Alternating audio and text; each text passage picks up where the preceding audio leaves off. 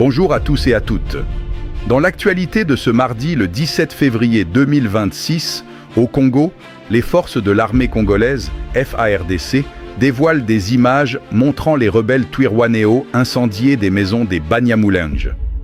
Les forces armées de la RDC, FARDC, ont publié une vidéo aérienne montrant des rebelles du groupe Twirwanéo, alliés au M23 et soutenus par le Rwanda, en train d'incendier des habitations appartenant à des civils Banyamulenge. Selon les FARDC, des militaires rwandais étaient également présents lors de ces opérations, confirmant l'implication directe de forces étrangères dans la destruction de biens civils. Cette diffusion survient 5 jours après les événements et vise, selon les autorités congolaises, à prévenir la manipulation de ces incidents par les rebelles qui auraient pu se présenter comme victimes après avoir eux-mêmes commis des exactions. La vidéo montre clairement les éléments Twirwanéo en train d'allumer les incendies et de procéder à des destructions systématiques, révélant un scénario qualifié par certains observateurs de pompiers pyromanes.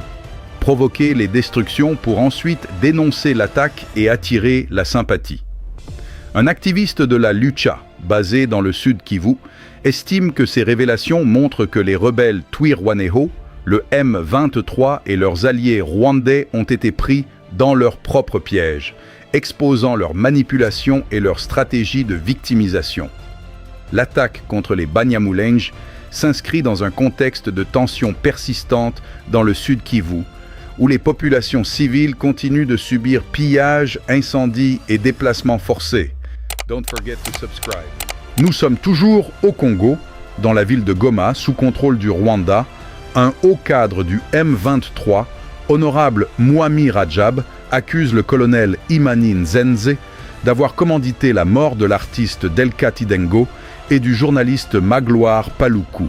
Mwami Rajab, un haut cadre de la rébellion du M23/RDF, accuse le colonel Imani Nzenze d'être directement responsable de la mort de l'artiste musicien Delcat Idengo, abattu le 13 février 2025, et de Magloire Paluku, dans une zone déjà contrôlée par la rébellion.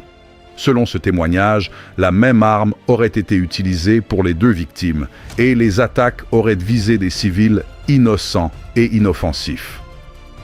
Le cadre dénonce également des pratiques d'enlèvement, d'arrestation arbitraire et de séquestration dans les zones sous contrôle de l'AFCM 23. Le témoin affirme par ailleurs que son frère a été enlevé à Calais le 3 novembre 2025 et reste introuvable, et il appelle les officiers courageux du mouvement à procéder à l'arrestation immédiate du colonel Nzenze et à le remettre entre les mains de la justice opérationnelle.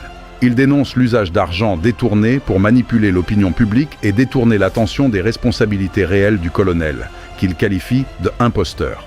Cette sortie traduit des tensions internes au sein du M23 et soulève des interrogations sur le respect des populations locales dans les zones sous contrôle rebelle. Aucune confirmation indépendante n'a jusqu'ici permis de vérifier les accusations, et le M23 n'a pas commenté publiquement ce témoignage. Les familles des victimes et les organisations de défense des droits humains demandent des enquêtes indépendantes pour établir les responsabilités dans ces morts qui ravivent les tensions dans l'est de la République démocratique du Congo. N'oubliez pas de vous abonner pour l'actualité. Bonne journée.